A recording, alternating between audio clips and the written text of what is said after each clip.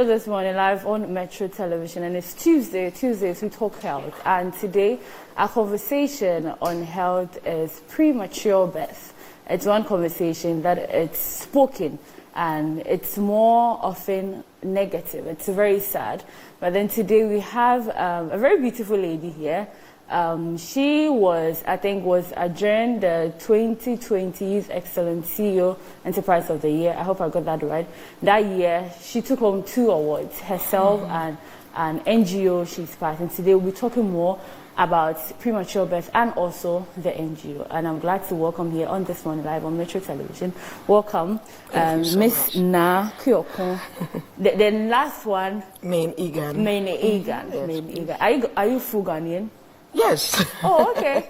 Well, where from that name? Main Egan. My husband is Fanti. Oh, okay. Yes, Which side of Fanti?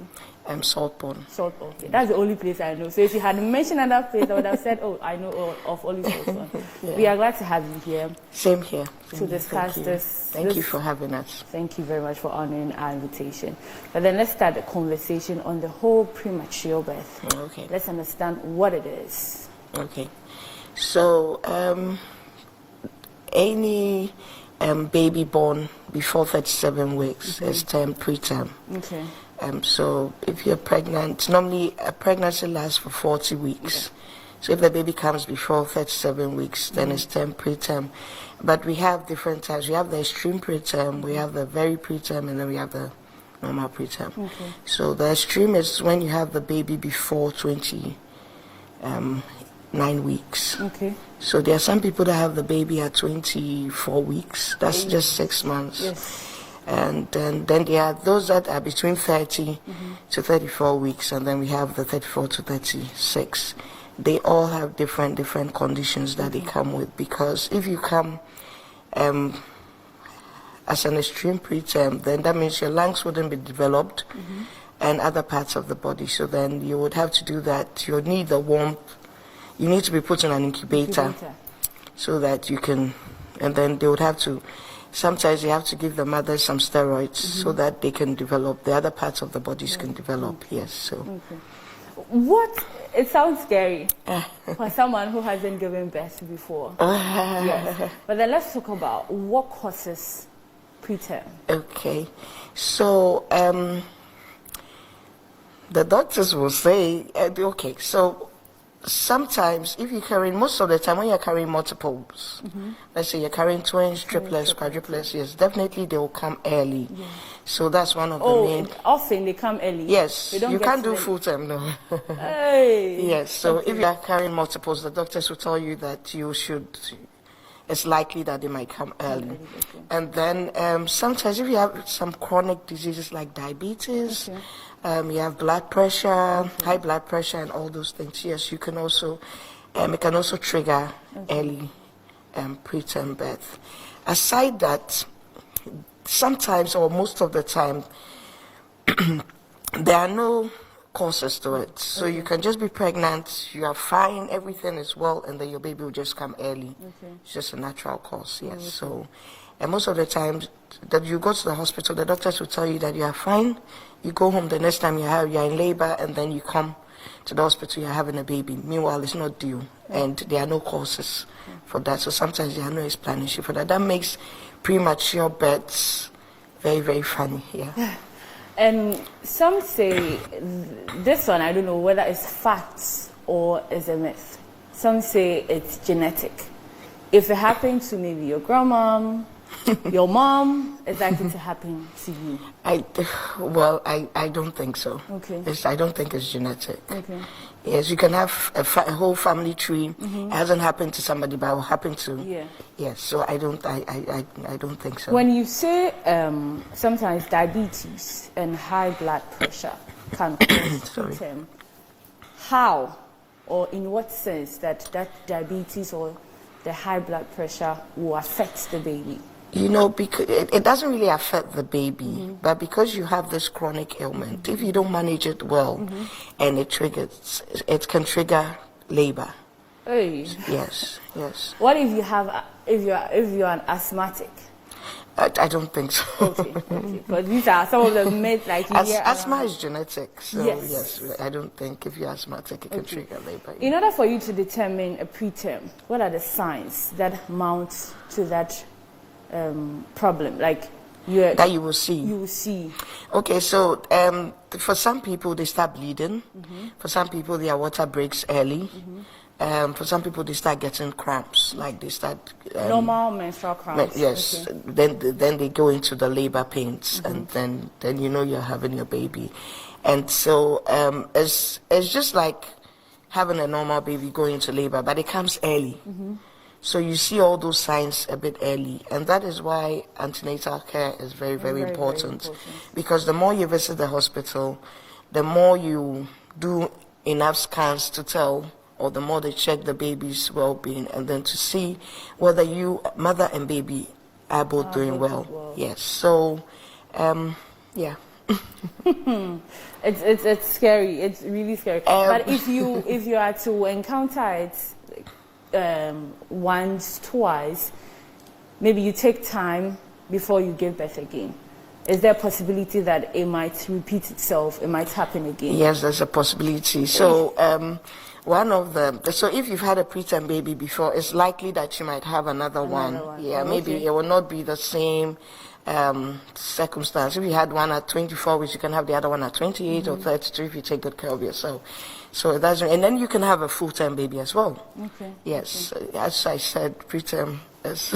To reduce the death of these new babies, as a mother, we'll come to the hospital, then the mother. But let's start with the mother. Okay. As a mother, in order to avoid this, what should you do? Okay, as a mother, you want, first of all, you have to be positive. Because the more you get to the baby just came out of you. So the more you get closer to the baby and you have a negative attitude, or you are down, or you are having doubts, you are wondering, why did you come early, you know, or you look so horrible, you know, or you are not developed, you might end up growing up and having certain diseases. So then you have a negative mindset towards your newborn, and that's not healthy. So being positive is important. And then most of these babies need breast milk to survive. They don't survive on formula. So yes, the mother has to be present to give breast milk. And then they need your warmth. They need your warmth. They already know you, they know your voice. They know a lot about you. So once they come out, they need you to be around. They still have to hear that voice. They need you closer to them. That's why we encourage most of the mothers to do the kangaroo mother care, where you have a skin-to-skin connection with the baby. Yes, you wrap the baby around you. You can do that the whole day. The baby there, you take the baby out to feed it, and then the baby feels still with the mother. Connection between you. So as a mother, that's what I advise most mothers to do. And now let's come to the hospital to avoid these problems. Okay, so most of the time for the extreme and very preterm, when they are hard, when they come out, they have to be put in an incubator or under a radiant warmer so that they can still feel warm. And then most of them, because their lungs are not developed, they need to be given oxygen, so either the CPAP or put under the cannula. So yes, and then some of them come out and then they have to go under the light, the UV light, because they have jaundice as well. So the hospitals do this. They put them under the light. So you see that most of the babies are in the incubator with the lights on. Yes, so they do both treatments. They give them, they check, they do all sorts of things just to ensure that they survive. And So it was reported, I actually read it, that the John J Foundation blessed the Ketu municipality. Ketu, I always confuse them. Municipality, with an NICU. Yes, that's a neonatal intensive care unit. So most of these babies or sick babies are kept in the neonatal intensive care unit where they are nursed and taken good care of. But last year, Ketu had an overflow of babies. So they were keeping these sick babies under a shed. Yes. And so babies that are supposed to be kept in an incubator? Yes, because they had a very, very tiny neonatal intensive care unit, or a ward that they were calling a neonatal intensive care unit. So there was an urgent need to put up a new structure that could house enough babies and then ensure that they survive. Now, when you visit most of the hospitals, you realize that the neonatal intensive care units are just like smaller wards greater than the maternity units to house these babies. And because of that, the rate of infection is so high. There's no space for doctors to do their work. There are so many babies being referred there. And so that causes the high mortality rate. So we rushed to cater, and then we were able to get some indigents of the land to help us put up the neonatal intensive care unit and the mother shed. How long did it take? It took roughly 2 months because we had to speed it up. Yeah. Luckily, we got funding as soon as we started looking for one, and then we quickly rushed it and put it up, and then handed it over to the hospital. Wow, well done. Thank but let's you. talk more about the foundation. Okay. What is their aim? How long have they been in existence? Okay, so the J Foundation has been in existence since December 2018. Okay. They started work effectively in January 2019. So in the year 2019, they were able to donate to, I think, 6 hospitals: Kolebu, Tema General, Shayo Sudoku, Keta, and Sawam Government Hospital, Bator, just to mention a few, yes. And then, as we visit these hospitals, we realized the need to reduce the mortality rate. And we are told that most often it has to do with infection. So these babies, the slightest infection they get, leads to their death. So we came up with cleaning the hospitals occasionally. We've done that at Kolebu and Tema General a couple of times. And so we do it periodically. In 2019, we did it twice. We repeated it as well in 2020. And so cleaning, I mean a thorough cleanup. Yes, yeah. everywhere. That day, nobody works. They work, but they move the babies to a certain ward, and then whilst the other place is clean, they move them back. Yes. So that has really helped, because when we went to Kolebu and we asked feedback the next year as to the infection rates and then the mortality rate, it had dropped, and that was significantly something a boost. Yes, something positive for the foundation. Yes. Aside that, we encourage mothers, because having a preterm baby is challenging, both financially.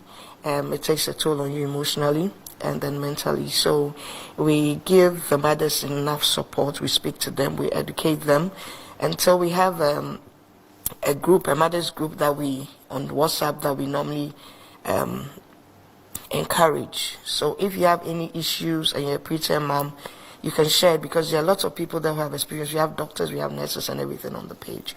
So that's what we do as well. We give the mothers a lot of support. Some of them go through a lot of emotional stress. So you can have a mother that has had 3 plus, she loses 2 and is just left with 1. So she's always scared that the last one will also pass.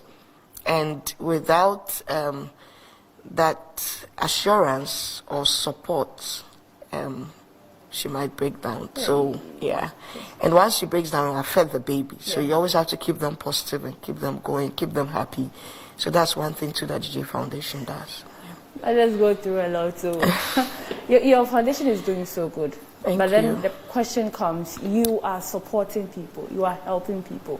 How do you also get support? How are people helping you? In fact, we get a lot of support from the Ghanaian community, I have to say that. And we want to thank all those who have supported us so far and believed in us. Amazingly, anyone we go to speak to gives us the necessary support. So we want to thank our supporters, and we urge more people to come on board.